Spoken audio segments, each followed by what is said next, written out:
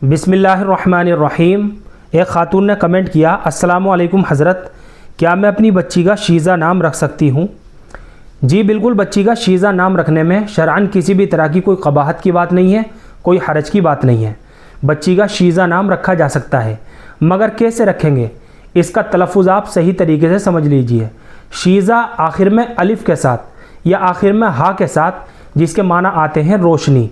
बड़ा शीन है, या है, ज़ा है और आखिर में हा है, इसके माना आते हैं, यानी आखिर में गोल हा के साथ, इसके माना आते हैं रोशनी। इसी तरीके से एक लफ्ज़ आता है शीज़ा या मकसूरा के साथ। सबसे पहले बड़ा शीन है, उसके बाद या है, उसके बाद ज़ा है और आखिर में या है। या के ऊपर खड़ा ज़बर है, शीज़ा। ये अरबी ज़ुबान का लफ्ज़ है और लुग़त के अंदर इसके काफ़ी सारे मानी आते हैं, जैसे अखरोट के दरख्त की लकड़ी, और एक माना है आबनूस का दरख्त।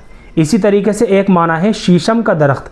इसी तरीके से आज़रबाईजान के एक इलाके का नाम भी शीज़ा है, जिसे हज़रत मुग़ीरा इब्न शोबा रज़ी अल्लाह ताला अन्हु ने सुलहन फ़तह किया था।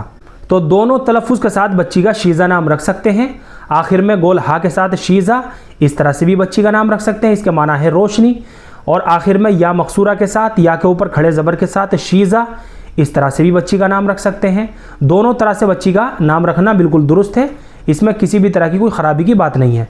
और तफसील के साथ इस नाम के ऊपर हमने वीडियो बनाई हुई है, आप जा कर के देख सकते हैं। फ़क़त वल्लाहु आलम।